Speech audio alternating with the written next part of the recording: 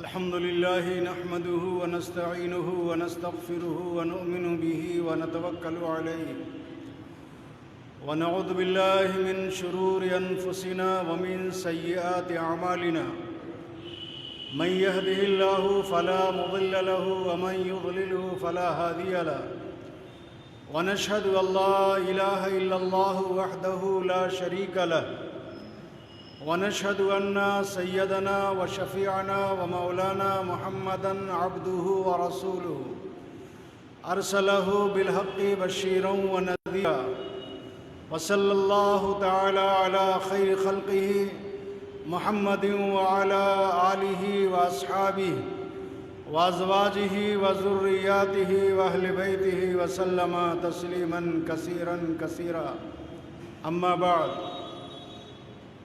قال الله تبارك وتعالى في القرآن المجيد والفرقان الحميد فأعوذ بالله من الشيطان الرجيم بسم الله الرحمن الرحيم يا أيها النبي حسبك الله ومن اتبعك من المؤمنين صدق الله العظيم وبلغنا رسوله النبي الكريم ونحن على ذلك لمن الشاكرين والشاہدین والحمد للہ رب العالمین۔ میرے محترم بزرگوں اور اچھے نوجوان ساتھیوں، گزشتہ جمعے کو میں نے بتایا تھا کہ قربانی ہر مومن کی زندگی میں موجود ہوتی ہے۔ اب یہ آدمی کے اوپر ہے کہ وہ اپنے ایمان اور عمل کے لیے کتنی قربانی دیتا ہے۔ دنیا کی ترقی اور دنیا کے عیش و آرام اور دنیا کی خوشحالی بغیر کڑی محنت اور قربانی کے حاصل نہیں ہوتی، تو آخرت کی زندگی کی خوشحالی اور جنت کا چین اور سکون اور جنت کی نعمتیں اور جنت کے محل اور اللہ کے رسول کی رضامندی بھی بغیر قربانی کے جد و جہد کے حاصل نہیں ہوگی۔ یہ ایک سیدھا سادھا اور سمجھ میں آنے والا اصول ہے کہ کسی چیز کو حاصل کرنے کے لیے جس درجے کی محنت کی ضرورت ہوگی، اس درجے کی محنت اور قربانی اگر انسان نہ دے تو اس چیز کے حاصل کرنے سے وہ محروم رکھا جائے گا، وہ محروم ہو جائے گا۔ بازار میں مارکیٹ میں کسی سامان کی قیمت 100 روپیہ ہے، اب آپ اس کے سامنے عاجزی اور انکساری کریں گے 10 روپیہ کا نوٹ لے کر کے، تو وہ چیز آپ کو حاصل نہیں ہوگی۔ عاجزی اور انکساری کرنے کے بجائے 100 روپیہ کمانے کی محنت جد و جہد اور اس 100 روپیہ کمانے پر اپنے آرام اور سکون کو قربان کرنے کے بعد وہ 100 روپیہ حاصل ہوگا، اس کے بعد وہ چیز اس کو حاصل ہوگی۔ یہی وجہ ہے کہ ایک آدمی خاندانی طور پر مال و دولت حاصل کر لیتا ہے۔ باپ صاحب ثروت تھا، امیر تھا، اولاد نے باپ کی دی ہوئی دولت کو بڑھایا نہیں، باپ کی دی ہوئی دولت کو اور اس کے کاروبار کو بڑھایا نہیں، تو ایسے ناہنجار اولاد بھی آپ نے دیکھے ہوں گے جن کو باپ نے اچھی خاصی پونجی دی، کاروبار دیا، لیکن اپنی نااہلی کی بنیاد پر باپ کے ذریعے دیے ہوئے کاروبار کو انہوں نے اپنی سستی، اپنی کاہلی، اپنی لاپرواہی کی بنیاد پر ڈبا دیا۔ اور وہ جن کے باپ کی زندگی میں بڑے بڑے لوگ یا کئی لوگ ملازم تھے، یہ آدمی اب خود دوسروں کا ملازم ہے۔ کیوں ایسا ہوا؟ اس لیے کہ جد و جہد اور قربانی اس نے اس کاروبار کو کھڑا کرنے کے لیے نہیں دیا جو بنیادی ضرورت ہوتی ہے۔ ایک عام سی بات کہتے ہیں نا کہ جتنا چینی ڈالیں گے شربت اتنا میٹھا ہوگا۔ جتنی قربانی دیں گے، جتنی محنت کریں گے اپنے ایمان پر، عمل پر، اپنے گھریلو ماحول اور معاشرے کو دینی بنانے پر اور محمد رسول اللہ صلی اللہ علیہ وسلم کی سنتوں پر کھڑا کرنے کے اوپر جتنی محنت کریں گے آپ کا گھرانہ، ہمارا گھرانہ، ہماری اولاد، ہماری بیویاں اتنی ہی دیندار ہوں گی۔ بہت سے گھرانے ایسے دیکھے گئے کہ آدمی خود تو دیندار ہے لیکن اس کا پورا گھرانہ بے دینی کا جیتا جاگتا ثبوت ہے۔ کیوں؟ اس لیے کہ آدمی نے اپنی ذات پر تو محنت کیا لیکن اپنی اہل پر، اپنی بیوی پر، اپنے بال بچوں پر، اپنے خاندان پر محنت نہیں کیا۔ نبی کو جب یہ ذمہ داری دی گئی اور اللہ کے نبی کو یہ بتایا گیا اور نبی کا کام اللہ نے طے کر دیا اور جبریل کے ذریعے خبر دی، یا ایھا المدثر قم فانذر، اے چادر میں لپٹنے والے، اے کملی اوڑھنے والے، کھڑے ہوئیے۔ کھڑے ہونے کے معنی یہ نہیں ہے کہ آقا صلی اللہ علیہ وسلم اکثر بیٹھے رہتے تھے۔ قم فانذر، کھڑے ہوئیے، تیار ہو جائیے، لوگوں کو ڈرائیے۔ جس تباہی، جس بربادی اور جس عذاب سے وہ غافل ہیں، جو اللہ سے اور اللہ کے رسول سے دوری کی بنیاد پر ان کو دی جائے گی، قبر سے لے کر کے حشر کا جو عذاب، اللہ کو، اللہ کے رسول کو نہ ماننے کی بنیاد پر یہ انسان قبر اور آخرت کا عذاب بھگتے گا، آپ اس سے ڈرائیے۔ انا ارسلنا کا، ہم نے آپ کو بھیجا ہے للناس، لوگوں کے لیے، کافۃ للناس بشیرا و نذیرا، ڈرانے کے لیے اور خوشخبری سنانے کے لیے۔ ان کو جنت کی خوشخبری بھی دیجیے۔ اللہ جب کسی بندے سے راضی ہوتا ہے تو اللہ کی رضامندی کا کیا نتیجہ آنکھ بند ہونے کے بعد نکلنے والا ہے، اور اللہ کے غضب کا کیا نتیجہ آنکھ بند ہونے کے بعد نکلنے والا ہوتا ہے، آپ اس کی خبر دیجیے، ڈرائیے۔ اور ڈرانے کا مقام کہاں طے کیا، ابتدا کیسے بتائی؟ وَأَنذِرْ عَشِيرَتَكَ الْأَقْرَبِينَ، اپنے قریب ترین رشتہ داروں کو ڈرائیے۔ ایمان اور عمل کے دعوت کی ابتدا اپنے گھر سے شروع کیجیے۔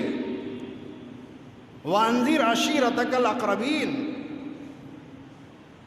دوسری جگہ کہا کہ آپ اپنے اہل ویال کو جہنم کی آگ سے بچائیے، ڈرائیے۔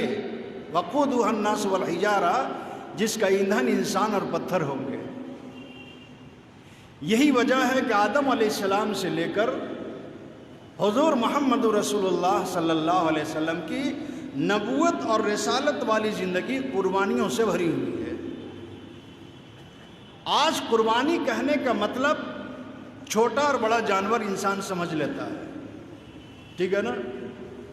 یہ بھی صاحب حیثیت پر واجب ہے، سنت حبیب بھی ہے اور سنت خلیل بھی ہے۔ حضرت ابراہیم علیہ السلام کے ذریعے اللہ نے یہ سنت جاری کر دیا، یہ واجب ہے صاحب حیثیت پر۔ لیکن سوچئے کہ اس قربانی کو ہم نے صرف ایک جگہ رکھا ہے، جانور کا گوشت، جانور ذبح کرنا اور اس کا گوشت کھانا۔ ابھی سب سے زیادہ جو موبائل پر فون آ رہا ہے تو ظاہر ہے کہ جن کا نمبر فٹ ہے اس کا نام آ جاتا ہے، بہت سے ان نون نمبر آتے ہیں۔ میں سمجھ جاتا ہوں کہ قربانی کا مسئلہ پوچھ رہا ہے، اچھا ہے، جاننا چاہیے۔ اب ایک آدمی قربانی کے اندر دیکھ رہا ہے کہ اس کے اندر کوئی عیب نہیں ہونا چاہیے، اس کو معلوم ہے کان کٹا نہیں ہونا چاہیے، لیکن قربانی خریدنے والا بھی کان کٹا نہیں ہونا چاہیے۔ آپ کہیں گے عجیب بات ہے، قربانی کا جانور خریدنے والا کان کٹا نہیں ہونا چاہیے، کیا معنی ہے؟ غیبت سننے والا انسان کان کٹا ہے، شکوہ اور چغلی سننے والا انسان کان کٹا ہے، اس کا کان کٹا ہوا ہے، بظاہر نظر نہیں آ رہا ہے۔ اسی طریقے سے بے حیا باتیں، گانے اور بجانے کی آواز سننے والا بھی کان کٹا ہے۔ جب تم جانور کا کان دیکھ رہے ہو کہ جانور کا کان اتنا کٹا ہوا ہے کہ قربانی جائز ہے یا ناجائز ہے، یہ صحیح ہے کہ اگر جانور کا کان کٹا ہوا ہے تو اس کی قربانی صحیح نہیں ہے۔ کتنا کٹا ہوا ہے آپ بھی جان لیجئے کہ کان کی لمبائی اگر 6 انچ ہے، کان کی لمبائی 6 انچ ہے اور 2 انچ یا اس سے زیادہ کان کٹا ہوا ہے تو قربانی صحیح نہیں ہے۔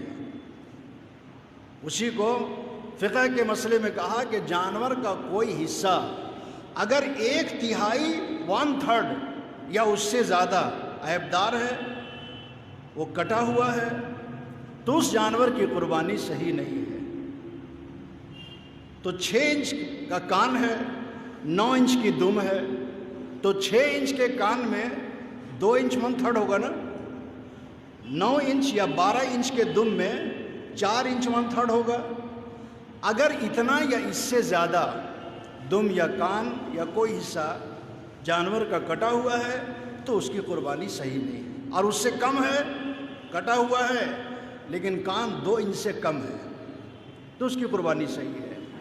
بتانا یہ ہے کہ ابراہیم علیہ السلام کا دمبا وہ جنت سے آیا تھا اسماعیل علیہ السلام کے بدلے میں، وَفَدَيْنَاهُ بِذِبْحٍ عَظِيمٍ۔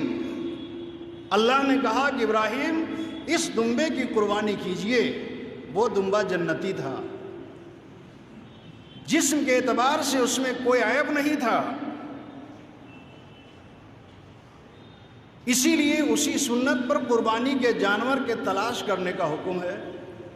لیکن قربانی کرنے والا بھی شرعی عیب سے، اسلامی عیب سے خالی ہو، اس کا کان گالی سننے والا نہ ہو، اس کی زبان گالی بکنے والا نہ ہو۔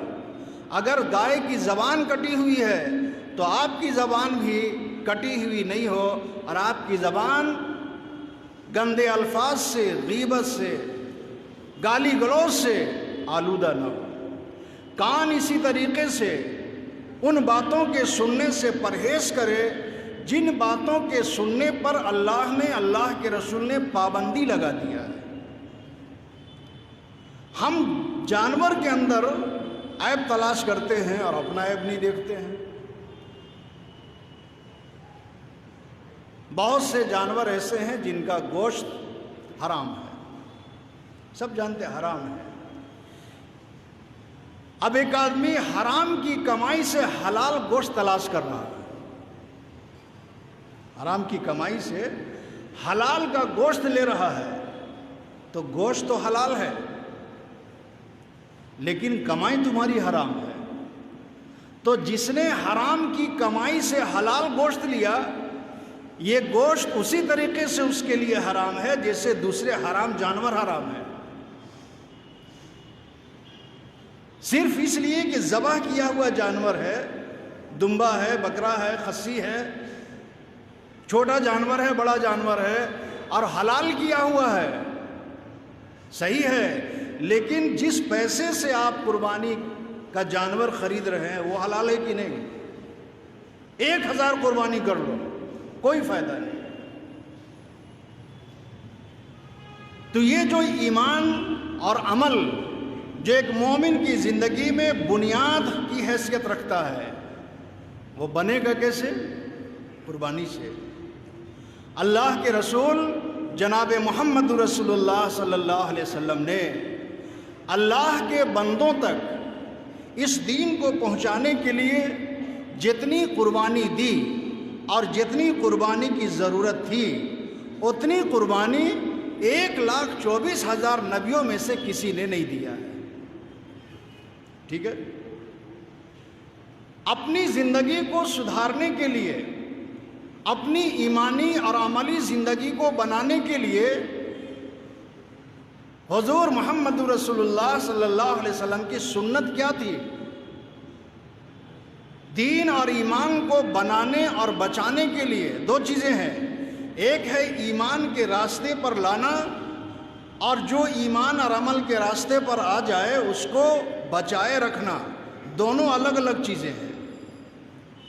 آپ ایک انسان کو اس کے ماحول سے، اس کے گھر سے نکال کر کے چلہ 4 مہینہ میں لے گئے، ٹھیک ہے نا، اس کے ایمان، اس کے اندر ایمان پیدا کر دیا، عمل کا جذبہ ابھار دیا، فضائل کی کتابیں اس کو سنائیں، اس آدمی کے اندر شوق پیدا ہوا، ڈر پیدا ہوا۔ آپ اس کو ایمان کے اعتبار سے، عمل کے اعتبار سے کھڑا کر دیے۔ اب دوسرا آ کر کے اس کو خراب کر رہا ہے اور کہہ رہا ہے جو نماز نہیں پڑھ رہا تھا اس کو دعوت نہیں دی گئی، جو نماز پڑھ رہا ہے اس کو کہا جا رہا ہے کہ نماز پڑھتے ہو؟ جی ہاں پڑھتے ہیں ماشاءاللہ۔ سورہ فاتحہ پڑھتے ہو امام کے پیچھے؟ کہا کہ نہیں، ارے نماز ہی نہیں ہوئی، نماز ہی نہیں ہوئی۔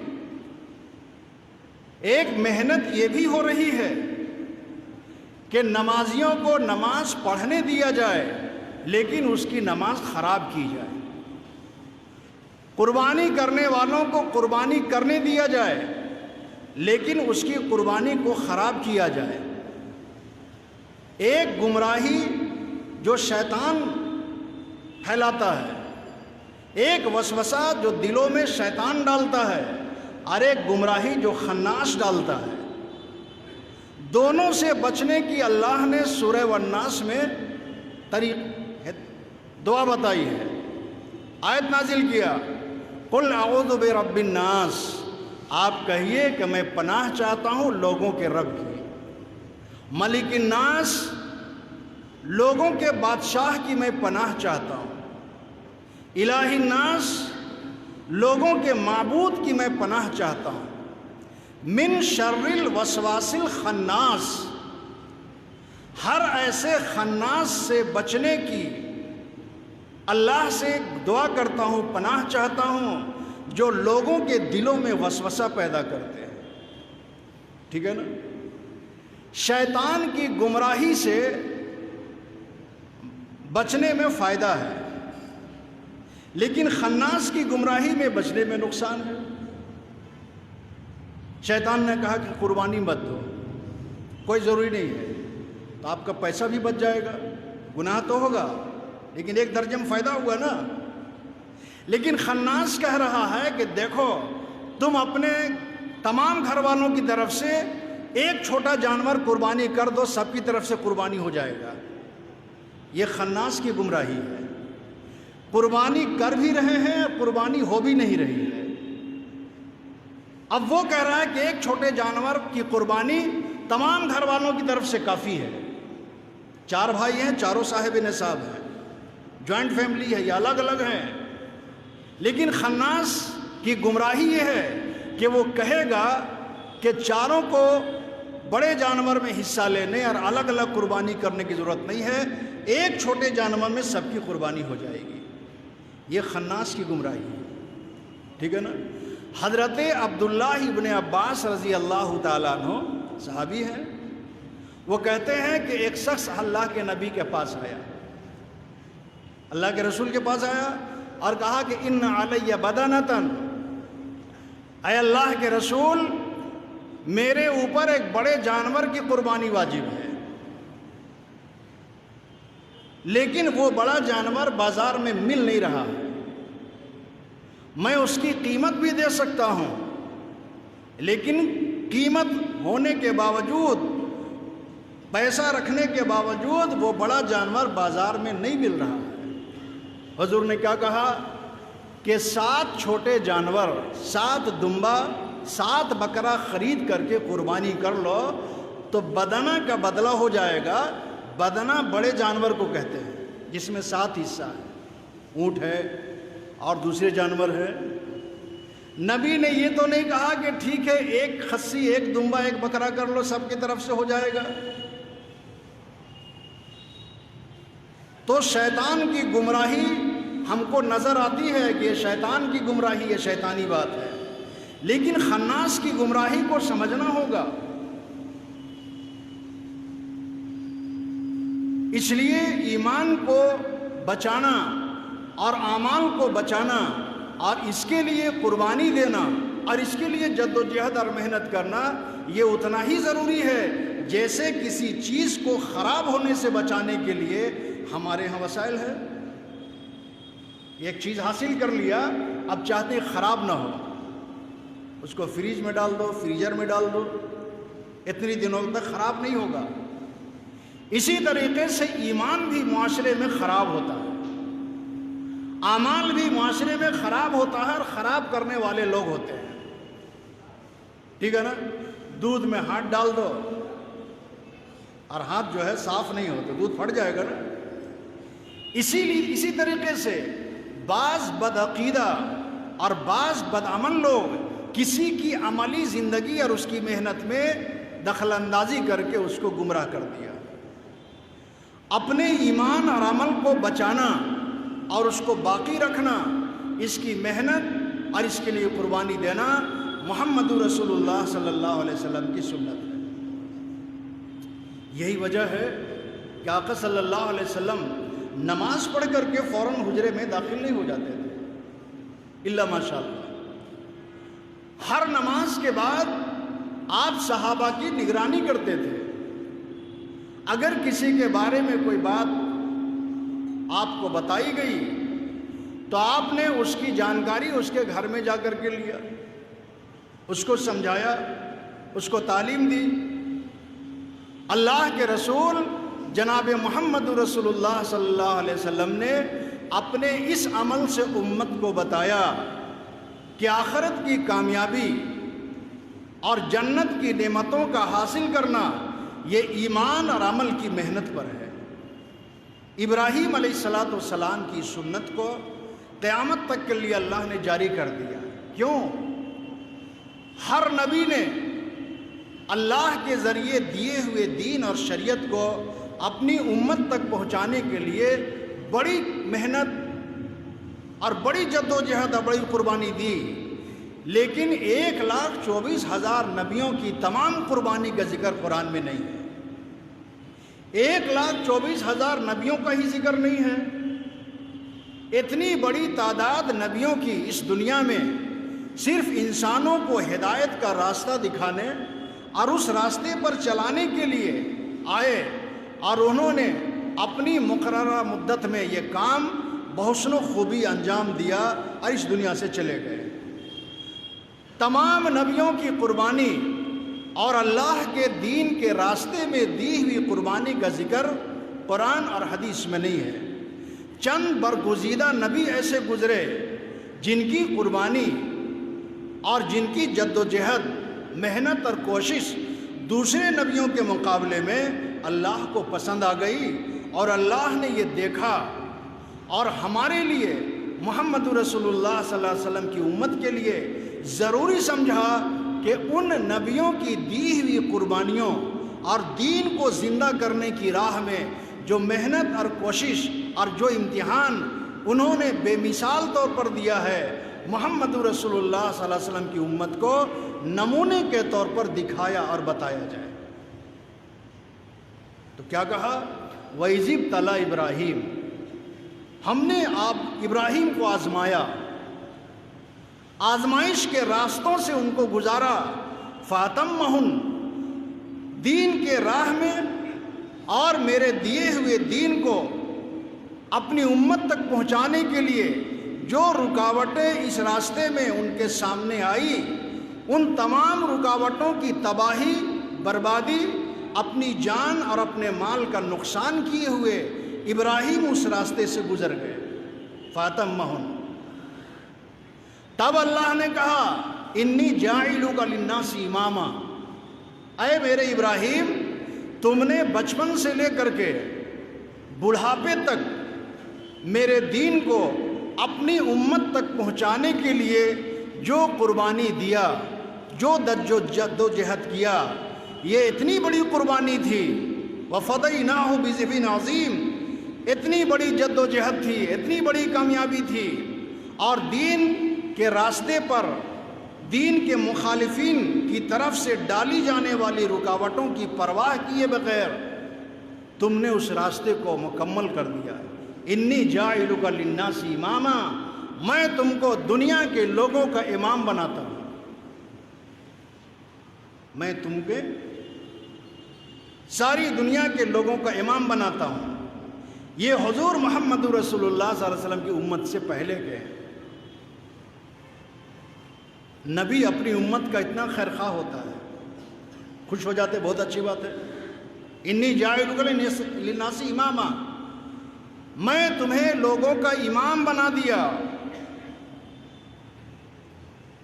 قال ومن ذریتی، اے اللہ اور میری اولاد، کیا امامت کا منصب ان کو بھی دیا جائے گا؟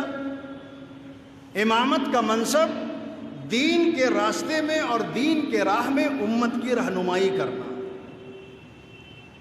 حضرت ابراہیم علیہ السلام نے رہنمائی کی، تو امامت کا منصب، امامت کا عہدہ ابراہیم علیہ السلام کو اللہ نے دیا۔ تو ابراہیم علیہ السلام نے اپنی اولاد کو قال ومن ذریتی قال لا ینال عہد الظالمین، اللہ نے کہا کہ میں تمہاری اولاد کو بھی منصب امامت دوں گا، لیکن وہ اولاد نہیں جو نااہل ہو۔ لا ینال عہد الظالمین، میرے عہد کو توڑنے والے، میرے قول اور میرے فرمان کی نافرمانی کرنے والے ظالموں کو میں دنیا کے لوگوں کا امام نہیں بناؤں گا۔ حضور محمد رسول اللہ صلی اللہ علیہ وسلم کو اللہ نے امام الانبیاء بنایا، نبیوں کا امام، اور آپ کی امت کو امام الامم بنایا، امتیوں کا امام۔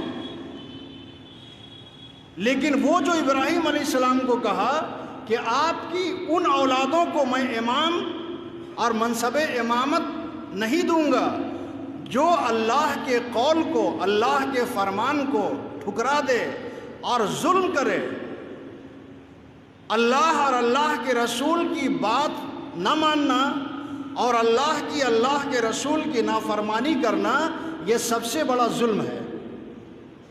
جیسے اللہ کی توحید کے مقابلے میں اللہ کو ماننے کے ساتھ ساتھ دوسروں کو بھی نفع نقصان کا مالک سمجھنا یا اس کے اندر طاقت اور قوت سمجھنا کہ نہیں، ان کے سامنے سجدہ ریز ہوا جائے، جھکا جائے، سجدہ کیا جائے، نظر و نیاز چڑھایا جائے تو یہ ہم کو نفع پہنچا سکتے ہیں، نقصان سے بچا سکتے ہیں۔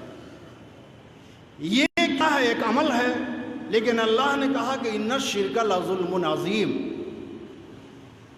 اللہ کے علاوہ دوسری ذات اور صفات میں خدائی ذات اور صفات تلاش کرنا یہ بہت بڑا ظلم ہے، بہت بڑا گناہ ہے۔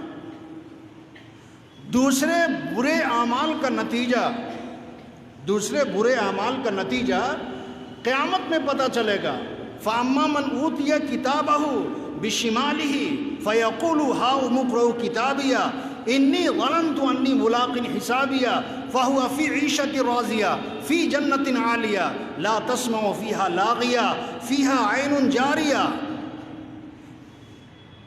وہ انسانوں کا بازار جن کو قیامت کہتے ہیں، میدان قیامت، اللہ نے کہا کہ جن کے داہنے ہاتھ میں نام اعمال ملے گا، کامیابی کی سند جس کو دی جائے گی، فَأَمَّا مَنْ أُوتِيَ كِتَابَهُ بِيَمِينِهِ، وہ دیکھ کے خوش ہو جائے گا، فَيَقُولُ هَاؤُمُ اقْرَءُوا كِتَابِيَهْ، آس پاس جو اس کے رشتہ دار ہوں گے وہ دوڑ بھاگ کرے گا۔ جیسے بچے جب فرسٹ ہو جاتے ہیں تو یہ ان سے یہ ہو ہی نہیں سکتا کہ فرسٹ رزلٹ دیکھ کر کے وہ اس کو بیگ میں ڈال دے۔ کس کے پاس جائے گا؟ دادا کے پاس جائے گا، دادا فرسٹ ہوئے، انکل فرسٹ ہوئے، پھوپھی فرسٹ ہوئے، خالہ فرسٹ ہوئے، آس پاس کے تمام رشتہ داروں کو دکھائے گا۔ ٹھیک یہی حال اللہ نے کہا فَيَقُولُ هَاؤُمُ اقْرَءُوا كِتَابِيَهْ، اے ابا جان، اے امی جان، اے خالہ جان، اے مامو جان، اے چچا جان، میرا نام اعمال تو دیکھو۔ انی ظننت انی ملاقٍ حسابیہ، مجھ کو گمان اور یقین تھا اس کامیابی کا اور اس دن کے آنے کا، فَهُوَ فِي عِيشَةٍ رَاضِيَةٍ، تو جس کا یہ یقین ہوگا، اللہ کہتے ہیں کہ عیش و آرام کی زندگی میں ہوگا۔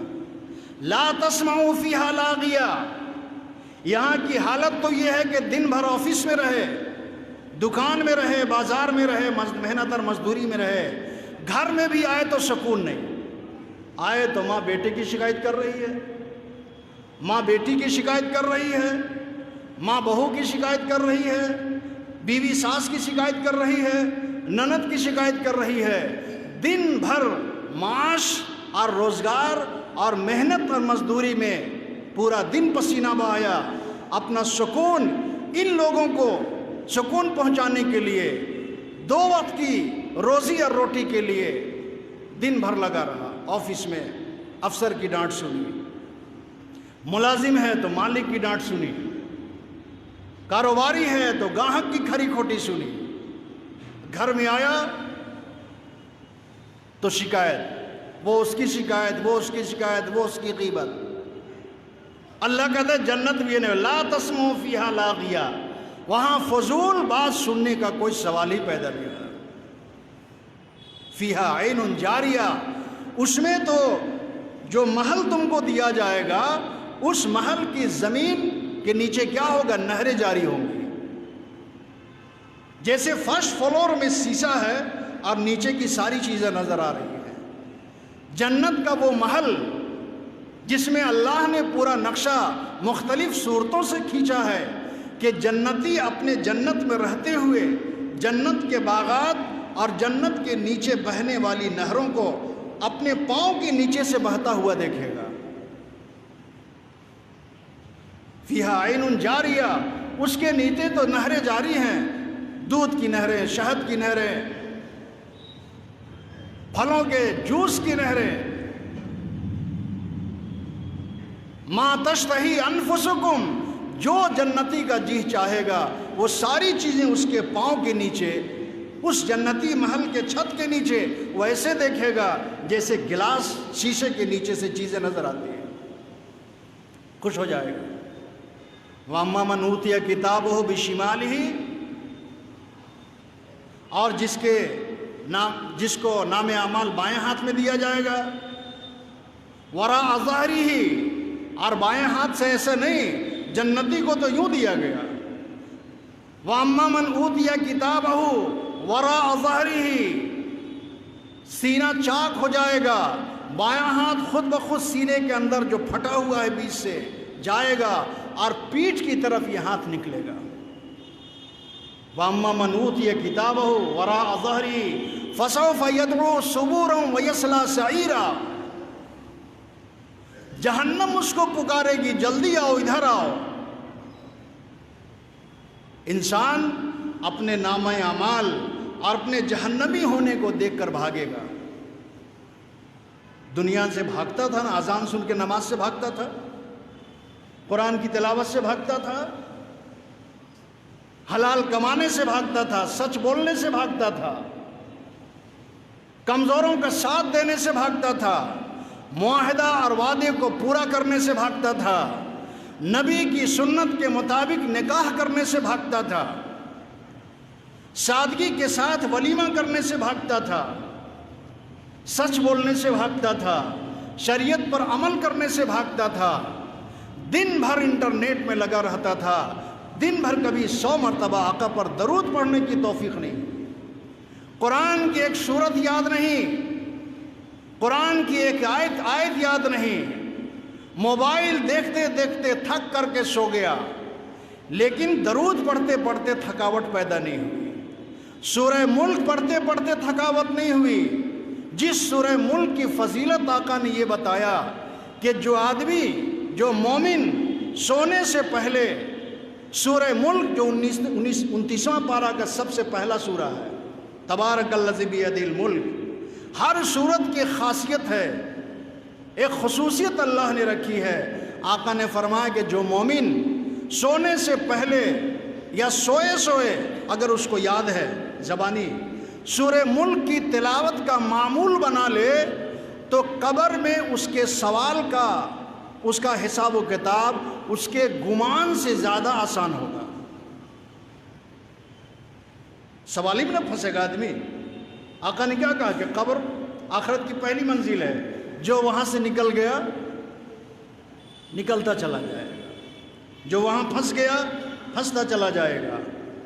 سورہ ملک کی یہ فضیلت بتائی آقا نے کہ جو سونے سے پہلے یا سوئے سورہ ملک پڑھنے کی عادت بنا لے اور سورہ ملک پڑھے بغیر اس کو نیند نہ آئے، کل مرنے کے بعد، قبر میں اترنے کے بعد حساب و کتاب اس کے گمان سے، اس کی سوچ سے زیادہ آسان ہوگا۔ آج کیا ہے، آدمی سو کر کے اٹھتا ہے تو سب سے پہلے اس کو چلو نیند کی وجہ سے صبح کی نماز چھوٹ گئی، کوتاہی پر کوتاہی، غفلت پر غفلت، چلو صبح کی نماز نہیں پڑھے، جس وقت نیند کھلی سب سے پہلے وضو کر لیا، صبح کی نماز پڑھ لی۔ اگر زوال سے پہلے پڑھ رہے ہیں تو سنت اور فرض دونوں پڑھنا ہے، لیکن زوال کا وقت ہو گیا تو صرف فرض پڑھنا ہے؟ نہیں، ایک معمول بن گیا کہ جو نمازی ہے، 5 وقت کا جو نمازی ہے، وہ بھی صبح کی نماز ظہر میں قضا کرتا ہے۔ ظہر کی سنت پڑھ لیا، اس کے بعد صبح کی نماز پڑھ رہا ہے۔ یاد رکھیے، جو فرض اللہ نے اپنے مومن بندوں پر فرض کیا ہے، اس کی ادائیگی میں جتنی تاخیر ہوگی، سنت پر عمل کرنے میں جتنی تاخیر ہوگی، اس کا اجر و ثواب اتنا ہی کم ہوگا اور گناہ اتنا ہی زیادہ ہوگا۔ صحابہ کی ایک جماعت کو اللہ کے رسول نے صلی اللہ علیہ وسلم جمعرات کو عصر کی نماز کے بعد رخصت کر دیا جہاد میں، کچھ ہدایت جاری کر دیا۔ اللہ کے رسول نے جہاد کی ہدایات جاری کر دی، کچھ باتیں سمجھا دی، اور ہر مجاہد کو روانگی کے آداب بتاتے تھے کہ دیکھو، راستے میں اگر ہرا بھرا پیڑ آ جائے تو اس کو کاٹنا مت، اگر کوئی ہرا بھرا درخت ہے اور سایہ دار درخت ہے تو اس کے نیچے استنجا اور پاخانہ کرنا نہیں، اس کو گندا مت کرنا۔ لوگ اس کے سائے سے فائدہ اٹھاتے ہیں۔ پریاورن کی تعلیم آج حکومت دے رہی ہے، اور پریاورن کی حفاظت کے لیے دنیا کی تمام سرکاریں اور خاص کر ہمارے ملک کی سرکاریں کروڑوں روپیہ خرچ کر رہی ہیں جاگرکتا پر، انسان کو بیدار کرنے پر۔ اس کے باوجود سرکاری افسروں کے سنرکشن میں، اس کی جانکاری میں اور اس کے جیب میں نوٹ بھر کر کے جنگلوں کی کٹائی ہو رہی ہے، ندیوں کے بہاؤ کو کاٹا جا رہا ہے۔ ابھی اس برسات میں ابھی جو طوفان آیا تھا، کئی پل جس کے بنے ہوئے 6 مہینہ نہیں ہوئے تھے، پل ڈھہ گیا۔ جن مسلمانوں کو کوستے ہوئے اور جن مسلمان بادشاہوں کو کوستے ہوئے، ان کی برائی بیان کرتے ہوئے ملک کی وہ فرقہ پرست میڈیا تھکتی نہیں ہے، فرقہ پرست زبانیں اور فرقہ پرست لوگ ان مسلمانوں کو، ان مسلمان بادشاہوں کو برا کہتے ہوئے تھکتے نہیں ہیں۔ ان کا تعمیر کردہ لال قلعہ، جہاں ہر سال 2 مرتبہ ملک کا ترنگا پھہرتا ہے، آج اتنے لمبے طوفان کے باوجود، سیلاب کے باوجود، لال قلعہ کی عمارت اپنی جگہ کھڑی ہے۔ تاج محل اس ملک کے پاس، ہمارے ملک کے پاس، دوسری دنیا سے، دوسرے ملکوں سے آنے والے سیاحوں کو دکھانے کے لیے کیا ہے؟ دوسرے ملک کے وزیر اعظم جب یہاں سرکاری مہمان بن کے آتے ہیں، کیا دیکھتے ہیں؟ یہ تو نہیں کہتے ہیں کہ بھائی آپ نے گاؤں ٹوائلٹ بنایا ہے، ٹوائلٹ دکھا دو۔ ٹوائلٹ نہیں دیکھتے، تاج محل دیکھتے ہیں، قطب مینار دیکھتے ہیں، لال قلعہ دیکھتے ہیں۔ ہمارے آباء و اجداد نے، ہمارے بزرگوں نے جب اس ملک میں قدم رکھا تو اس ملک کی حفاظت اور اس ملک کی خوبصورتی اور اس ملک کے حسن کو اپنی جان سے زیادہ خوبصورت بنایا۔ آج تاج محل بنانے والا بادشاہ نہیں ہے، لیکن تاج محل کا حسن دنیا کے سامنے آج بھی ویسے ہے جیسے پہلے دن تھا۔ 7واں عجوبہ میں یہ تاج محل ہے، لال قلعہ کے بنانے والے ہمارے بادشاہ، ہمارے اکابر چلے گئے، لیکن آج بھی ہمارے ملک کا ترنگا سال میں 2 مرتبہ اسی لال قلعہ کی عمارت پر پھیرتا ہے، حالانکہ لال قلعہ سے اونچی عمارتیں بھی اس ملک میں ہیں، لیکن اس ملک میں ملک کا ترنگا سال میں 2 مرتبہ نہیں پھیرتا ہے۔ کئی کروڑ روپیہ کا پل بنا اور ایک برسات میں پل ڈھہ گیا۔ سرکار نے کیا کیا؟ انکوائری کمیٹی بنا دی۔ اب بتائیے، انکوائری کمیٹی بن گئی، ہونا تو یہ چاہیے تھا کہ جس بلڈر نے، جس ٹھیکیدار نے وہ پل بنایا ہے اور اپنی بے ایمانی کی اتنی خوبصورت مثال قائم کیا ہے، اس کو سیدھے پھانسی میں لٹکا دینا چاہیے۔ یہ کروڑوں روپیہ عوام کا لگا، ہمارے ٹیکس کا لگا، ہم کوئی سامان بغیر ٹیکس دیے ہوئے نہیں خریدتے ہیں، وہ اربوں خربوں کا پل ایک موسم میں، ایک برسات میں ڈھہ گیا۔ اب حکومت اس بے ایمان ٹھیکیدار کو سزا دینے کے بجائے اس پر انکوائری کمیٹی بنتی ہے، انکوائری کمیٹی کے لوگوں کا جیب بھر دیا جائے گا، لیپا پوتی سب ختم، یہی ہو رہا ہے۔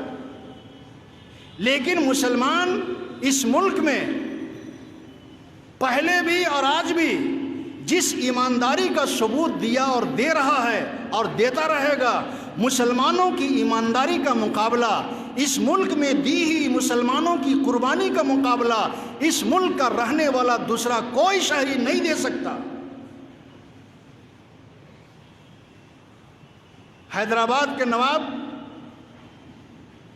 ریکارڈ ہے آج بھی، 1962 میں چین سے مقابلہ ہوا، پھر پڑوسی ملک سے مقابلہ تھا، نظام حیدرآباد، موتی لال نہرو وزیر اعظم، ملک کا خزانہ خالی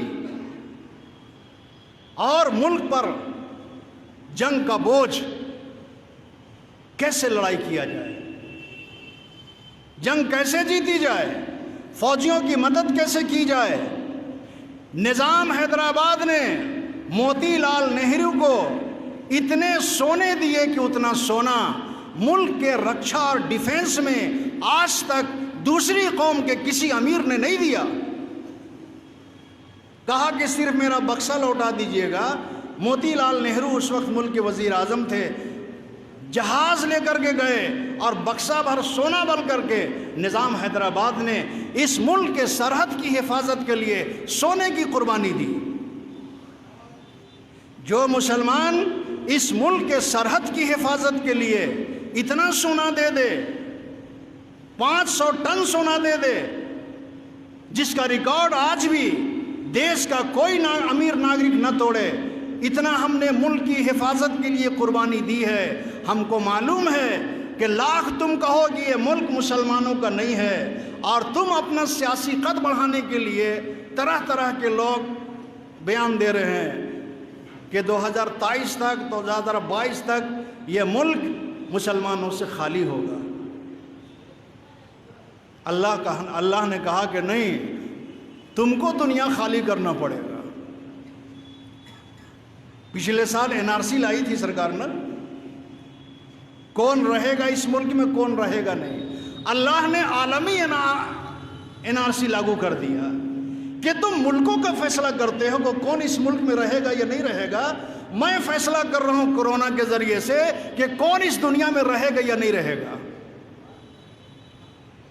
حالت میں یہ پیدا کر دوں گا کہ تم اپنے باپ کی لاش شمشان گھاٹ میں پھینک کے آ جاؤ گے، تم اپنی بوڑھی ماں کو چھوڑ کر کے رمس میں بھاگ جاؤ گے۔ میں طے کروں گا کہ اس دنیا میں کون رہے گا، کون نہیں رہے گا۔ اذا جاء اجلها لا يستاخرون ساعة ولا يستقدمون۔ یہ حق، یہ ادھیکار تو اللہ کہتے ہیں کہ میرا ہے۔ ملک میں کون رہے گا، کون نہیں رہے گا، یہ اللہ فیصلہ کرتا ہے۔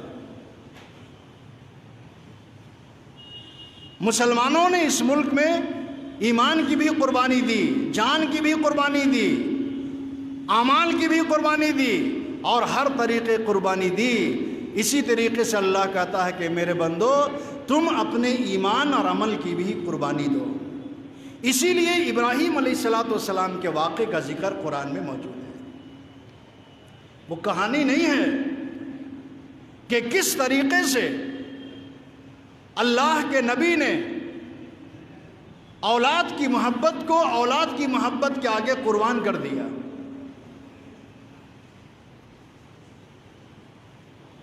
ایمان والوں کے لیے بھی، ہم مومنوں کی بھی اللہ نے صفت بنائی، ان الذین آمنوا والذین آمنوا اشد حبا للہ، جو ایمان والے ہیں اللہ کی محبت میں بہت سخت ہوتے ہیں، بہت سخت ہوتے ہیں۔ سخت ہونے کے کیا مطلب؟ سخت ہونے کے کیا مطلب؟ کہ ایمان والا اللہ کی محبت میں بہت سخت ہوتا ہے۔ نماز اللہ کی محبت کو ظاہر کرنے کا سب سے پہلا عمل ہے۔ آپ اللہ سے محبت کرتے ہیں اور آپ نے دنیا کے تمام معبودوں کو لات مار دیا، لا الہ الا اللہ، اللہ کو ایک ماننے سے پہلے جو دنیا میں چھوٹے چھوٹے معبود ہیں یا جو حقیقی معبود نہیں ہیں، لا الہ، آپ نے کہا کہ کوئی معبود نہیں ہے، کوئی عبادت کے لائق نہیں ہے، کوئی پوجا کے لائق نہیں ہے، کوئی سمان کے لائق نہیں ہے، کوئی سر جھکانے کے لائق نہیں ہے۔ یہ اللہ سے آپ کہہ رہے ہیں، تب کہہ رہے ہیں الا اللہ، آپ کے سوا، اللہ کے سوا۔ اب اللہ کی محبت میں آپ سخت ہو گئے، اتنے سخت ہوئے کہ آپ کو مارا بھی گیا کہ نہیں، اللہ کو ماننے کے ساتھ ساتھ ہمارے دیوی یا دیوتاؤں کو بھی مانو، ہمارے دیوی یا دیوتاؤں کے سامنے بھی سر جھکاؤ۔ اور یہ نبی کی زندگی میں بھی ہوا اور اللہ کے رسول سے پہلے تمام نبیوں کی زندگی میں ہوا کہ نمرود نے کہا ہمیں ماننے کے ساتھ، اللہ کو ماننے کے ساتھ ساتھ ہمیں بھی مانو۔ فرعون نے کہا کہ ہمیں ماننے کے ساتھ، اللہ کو ماننے کے ساتھ ساتھ ہمیں بھی مانو۔ اپنی ملکہ آسیہ کو کیوں سزا دیا؟ فرعون کے محل میں آسیہ رہ رہی ہے، موسیٰ علیہ السلام اس گھر میں پل گئے، بڑے ہو گئے، موسیٰ علیہ السلام سے محبت کرتی تھی حضرت آسیہ۔ موسیٰ علیہ السلام کو نماز پڑھتا ہوا دیکھا، میرے بیٹے یہ کیا ہے؟ موسیٰ نے کہا کہ میری امی یہ اللہ کی عبادت ہے۔ موسیٰ علیہ السلام پر ایمان لے آئی، نماز پڑھنے لگی۔ موسیٰ علیہ السلام باہر ہیں، فرعون محل میں داخل ہوا، اب آسیہ کو دیکھتا ہے سجدے میں ہے، حیرت میں پڑے گا کہ نہیں؟ ساری دنیا میرے آگے جھکتی ہے اور خود میری بیوی آسیہ یہ زمین میں کس کے آگے جھک رہی ہے؟ آسیہ یہ کیا ہو رہا ہے؟ کہا کہ میں اب تک گمراہی میں تھی، میں نے موسیٰ علیہ السلام کا دین قبول کر لیا ہے، اور موسیٰ علیہ السلام کا دین یہ ہے ایک اللہ کو ماننا اور اسی کی عبادت کرنا۔ فرعون کو پتہ چل گیا کہ آسیہ علیہ السلام موسیٰ پر ایمان رکھتی ہے، قید کر لیا۔ وہ ساری سہولتیں جو ایک بادشاہ کی بیوی کو حاصل تھیں، وہ کتنے عیش و آرام کی زندگی میں ہوگی؟ بادشاہ کی بیوی کتنے عیش و آرام میں ہوگی؟ ایک اللہ کو ماننے کے نتیجے میں وہ سارا عیش و آرام فرعون نے چھین لیا، قید خانے میں ڈال دیا۔ روزانہ 2 ٹائم فرعون آسیہ سے ملتا ہے اور کہتا ہے کہ آسیہ اب بھی باز آ جا۔ جس زبان سے کہتی ہے لا الہ الا اللہ، موسیٰ کلیم اللہ اس کا انکار کر دے، پھر وہی تخت شاہی، پھر عیش و آرام، میں اپنی ملکہ بنا لوں گا، میری بادشاہ کی بیوی بن کر کے رہے گی۔ آسیہ نے اللہ کی توحید کے سامنے فرعون جیسے بادشاہ کے عیش و آرام کو قربان کیا کہ نہیں؟ سورہ قرآن میں موجود ہے، آل عمران میں موجود ہے۔ یہ قربانی مریم نے دیا، یہ قربانی آسیہ نے دیا، تو مریم کا بھی ذکر قرآن میں ہے، آسیہ علیہ السلام کا بھی ذکر ہے قرآن میں۔ کیوں؟ اللہ کی توحید کو ماننے اور اللہ کی توحید کو اللہ کو عبادت کے لائق سمجھنے کے باوجود کے بعد انہوں نے عبادت کر کے دکھایا، محل کے اندر عبادت کر کے دکھایا، جھوٹے خدا کے سامنے اصلی خدا کو سجدہ کر کے دکھایا۔ اب قربانی دینی پڑ رہی ہے، بلیدان دینا پڑ رہا ہے، لوہے کے تخت میں لٹا دیا، لوہے کا پلنگ بنوایا۔ اب ایسا پلنگ، اس سے پہلے آسیہ ایسے پلنگ میں سوتی تھی کہ روزانہ صبح اور شام تازہ پھولوں کا رس اس میں نچوڑ کر کے ڈالا جاتا تھا، مشک و عنبر کی خوشبو اور دھونی دی جاتی تھی آسیہ کے سونے سے پہلے۔ اب لوہے کے تخت بنایا فرعون نے، اس کے نیچے شعلہ لگایا، اور وہ پلنگ لوہے کا کیسا ہو گیا؟ بالکل لال۔ آسیہ کے بدن سے کپڑے اتار کر کے ننگا لٹا دیا۔ حدیث میں ہے کہ حضرت آسیہ علیہ السلام اس پلنگ پر، جس پلنگ پر نیچے آگ لگی ہوئی ہے اور اس آسیہ کا بدن جل رہا ہے، اس کے بدن کی چربی کے پگھلنے سے وہ لوہے کا پلنگ ٹھنڈا ہوتا تھا، اس کی لالی ختم ہوتی تھی۔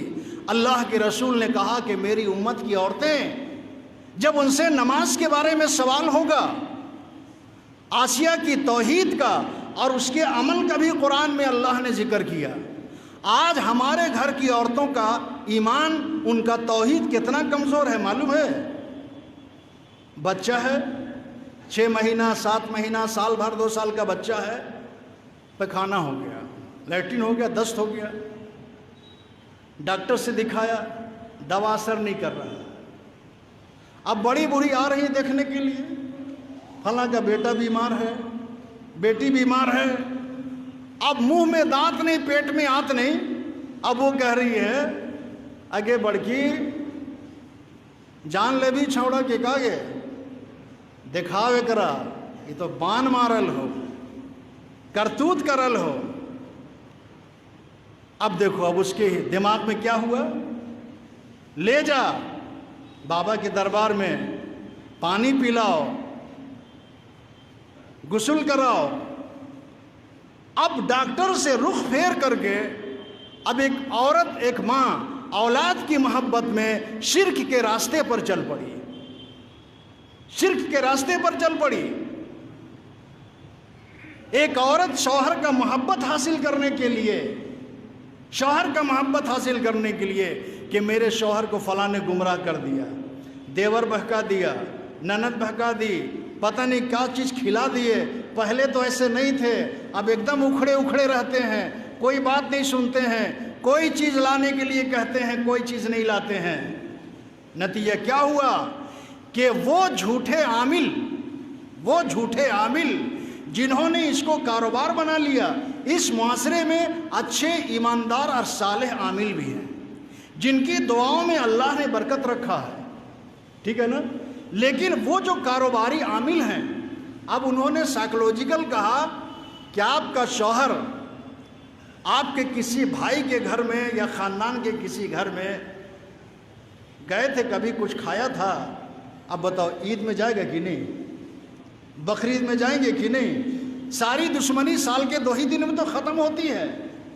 ماں کہتی کہ جا رہے بابو چچا کے سلام کر دے رہے، جا بیٹی خالق سلام کر کے آئے گا، ہم نہیں جائیں گے، نہیں بیٹی ایسا نہیں کرتے ہیں، آج ہو تو سلام کر دے۔ دیکھو یہ فارمولیٹی والا سلام ہے۔ اب ظاہر میں لے بیٹی لے بیٹا، اب اس کے دماغ میں آیا کہ فلاں دن عید کے دن سیوئیں کھائی تھی میری بھوجائے، اسی میں کچھ کھلا دی ہے، قربانی کے دن بکرے کا کلیجہ کھلائی تھی، اپڑ کے کھلائی تھی۔ یہ عقیدے کو خراب کرنے والے اعمال معاشرے میں ایک عورت کی زندگی میں ہے، اور عورت چھوٹی چھوٹی باتوں پر نماز چھوڑ رہی ہے، نماز چھوڑ رہی ہے۔ اب کیا کہتے ہیں، بچہ پیشاب کرتا ہے، موقع نہیں ملتا ہے کہ نماز پڑھیں، کھانے پینے قابل ہو جائے گا تو نماز پڑھیں گے۔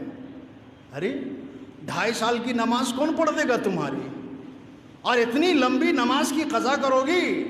اللہ کے نبی نے بطور مثال حضرت آسیہ کے واقعے کو اس امت کی عورتوں کے لیے مثال بنایا اور صحابہ سے کہا، صحابیات سے کہا، اپنے زمانے کی مسلمان عورتوں سے کہا کہ دیکھو، اگر میری امت کی کوئی عورت نماز نہ پڑھنے کا عذر اللہ کے سامنے بیان کرے گی، بہانے تلاش کرے گی، گھر میں کام کرنے اور مشغولیت کو آڑ بنائے گی، کوئی نہ کوئی ہیلا تلاش کرے گی، اللہ حضرت آسیہ علیہ السلام کے اس تمام واقعے کو میں آج کی زبان میں کہتا ہوں کہ ٹی وی اسکرین میں جس طریقے سے ری پلے کیا جاتا ہے دکھا دیں گے۔ آسیہ جل رہی ہوگی، آخیت پلنگ میں کروٹیں بدل رہی ہوگی، آسیہ کے پلنگ کے نیچے چیخا اور آگ جل رہی ہوگی، اور آسیہ اس حالت میں بھی اس پلنگ پر اللہ کو سجدہ کر رہی ہوگی۔ میرے آقا نے کہا کہ میری امت کی عورتوں کو یہ سین دکھایا جائے گا، یہ منظر دکھایا جائے گا، آسیہ کی قربانی جو آسیہ نے اپنے ایمان کو بچانے اور ایمان کے بعد عمل کے تقاضے کو پورا کرنے کے لیے فرعون جیسے ظالم بادشاہ کے سامنے جو توحید کی قربانی پیش کی ہے، جو عمل پر قائم رہنے اور عمل کو باقی رہنے کی قربانی پیش کی ہے، وہ ساری قربانی ہماری امت کی عورتوں کے سامنے اللہ دکھائیں گے۔ کوئی باقی رہے گا؟ نہیں باقی رہے گا۔ اسی لیے ایک بڑی قربانی کو ہر سال اللہ دہراتے ہیں اپنے مومن بندوں سے کہ یہ عہد کرنا ہے کہ اللہ کے آگے اگر جان کی بھی ضرورت پڑے گی تو ہم جان قربان کر دیں گے، ٹھیک ہے نا؟ جان قربان کر دیں گے۔ یہ جانور کی قربانی دراصل اللہ کے سامنے ہر سال یہ اقرار کرنا ہے کہ اللہ تیرے دین کو بچانے کے لیے، آپ کے دین کو اپنی زندگی میں لانے کے لیے، آپ کی دین کو تمام انسانوں تک پہنچانے کے لیے، اس دین اور شریعت کی حفاظت کے لیے اگر میری جان جو حقیقت میں میری نہیں ہے، جان دی ہوئی اسی کی تھی، حق تو یہ ہے کہ حق ادا نہ ہوا، اگر اس کی بھی ضرورت ہوگی تو میں یہ جان دے دوں گا۔ اتنا لمبا دعویٰ، اور جب نماز کے لیے دعوت دی جا رہی ہے، حی علی الصلاۃ، حی علی الفلاح، آؤ نماز کی طرف، آؤ کامیابی کی طرف، تو قربانی دینے سے مومن بھاگ رہا ہے، بھاگ رہا ہے کہ نہیں؟ ایک اور بات، مستحب ایسے عمل کو کہتے ہیں جس کو کریں گے تو ثواب ہوگا، نہیں کریں گے تو گناہ نہیں ہوگا، جان کے بھی نہیں کریں گے تو گناہ نہیں ہوگا، اس عمل کو مستحب کہتے ہیں، ٹھیک ہے نا؟ جیسے عصر سے پہلے جو 4 رکعت سنت ہے یہ مستحب ہے، غیر موقعہ ہے، پڑھیں گے بہت ثواب ہے، نہیں پڑھیں گے ٹائم رہتے ہوئے گناہ نہیں ہوگا، ٹھیک ہے نا؟ دیکھو مسلمانوں نے، ہم لوگوں نے فرض کو جو مقام اللہ نے دیا تھا اس کو نیچے اتار دیا، اور مستحب کو نیچے مقام دیا تھا۔ ہمارے معاشرے کے مسلمانوں نے اس کو فرض کی جگہ پر لے گیا، یہی دین میں رد و بدل ہے، ٹھیک ہے نا؟ چاند نظر آئے گا 29 یا 30 کو، اس کے بعد جو قربانی کر رہے ہیں وہ داڑھی نہیں بنوا رہے ہیں، ٹھیک ہے؟ جبکہ حدیث میں داڑھی کا لفظ ہے ہی نہیں، داڑھی کٹوانے کا ہے ہی نہیں۔ اللہ کے نبی نے کہا کہ جس کا قربانی کرنے کا ارادہ ہو وہ اپنے بال اور ناخن، صرف بال ہے، بال اور ناخن نہ کٹوائے، اور حاجیوں کی مشابہت اختیار کرے تاکہ تم کو عمرہ کرنے والے، حج کرنے والے حاجیوں کا ثواب ملے۔ نبی نے یہ نہیں کہا کہ نماز چھوڑ کر کے داڑھی بڑھواؤ، داڑھی مت کاٹو، نبی نے یہ نہیں کہا کہ نماز چھوڑ کر کے ناخن بڑھواؤ۔ یہ کیا ہے؟ یہ کیا ہے؟ ایک شخص کو میں نے، نوجوان کو کئی سال ہو گئے دیکھا، داڑھی رکھ لیا، مبارک ہو بھائی، داڑھی رکھ لی، بولا نہیں ماں صاحب قربانی کر رہے ہیں اصل میں۔ اچھا قربانی کر رہے ہیں اس لیے داڑھی نہیں بنوایا، شیو نہیں کیا، چھوڑ دو۔ ہم نے کہا کہ ٹھیک ہے، عارضی ٹیمپروری نیت تھی، اس کو پرماننٹ کر لو۔ ارے نہیں، آپ لوگ نہیں سمجھتے ہیں، داڑھی رکھ کر کے گناہ کرنے کو دل نہیں کرتا ہے، بولا گناہ چھوڑ دو، بولا یہ ممکن ہے اس دور میں؟ دیکھو عالم سے اس طرح بحث ہوتی ہے، تکرار ممکن ہے؟ یعنی وہ داڑھی رکھنا نہیں چاہتا ہے اور گناہ کی زندگی سے نکلنا نہیں چاہتا ہے، اور گناہ کی زندگی سے مومن بغیر قربانی کے نہیں نکل سکتا ہے، اور قربانی ہر آن ہر لمحہ دینا ہوگا۔ اللہ تعالی ہم سب کو اس کی توفیق عطا فرمائے۔ 2 منٹ بیٹھو۔ کورونا ہے، بیٹھ جاتا بھائی. اور اس سال کورونا میں جو معاشی حالت لوگوں کی بگڑی ہے آپ سب جانتے ہیں. بہت سے لوگ ہیں جو قربانی دینا چاہتے تھے، اگلے سال دیا تھا، لیکن اب ان کی مالی حالت ایسی نہیں قربانی دے. اب ظاہر بات ہے اس کے گھر میں قربانی ہوگی، وہ قربانی کرنے کے قابل نہیں ہوگا. تو ایسے غریب، بالکل معاشی حالت سے کمزور مسلمان جو قربانی آج اس کرونا کی بگڑی ہوئی معاشی حالت کی بنیاد پر نہیں دے سکتے ہیں، اور بہت سے لوگ جو قربانی کرنا چاہتے ہیں لیکن قربانی کرنے کے وسائل تو ہیں لیکن جگہ نہیں ہے. تو ایسے غریب مسلمانوں کے لیے اگر کوئی شخص چاہتا ہے کہ میں ایک جانور کی قربانی ان غریبوں کے نام دے دوں گا تاکہ گوشت ان کو تقسیم کر دیا جائے، انہی کو جانور دے دیا جائے اور جانور کا انتظام کر دیا جائے تاکہ وہ قربانی کا گوشت ان کے بیچ میں بانٹ دیا جائے، ایسا انتظام انشاءاللہ میں نے سوچا ہے اور کوئی نوجوانوں نے اس کی تیاری کی ہے. ایک حصے کی قیمت 2500 بھی اور 3000 بھی ہے، ٹھیک ہے، اور 2000 بھی ہے. تو جو جس درجے کا حصہ لینا چاہتے ہیں وہ ہم سے ملاقات کر لیں گے. 14000 کا بھی حصہ ہے اور 2500 والا بھی اور 3000 والا بھی ہے، تاکہ آپ کی قربانی ادا ہو جائے گی اور آپ کی قربانی سے غریب کا فائدہ ہو جائے گا اور ان کے گھر میں بھی قربانی کا گوشت پہنچ جائے گا. اللہ تعالیٰ سب کو توفیق عطا فرمائے.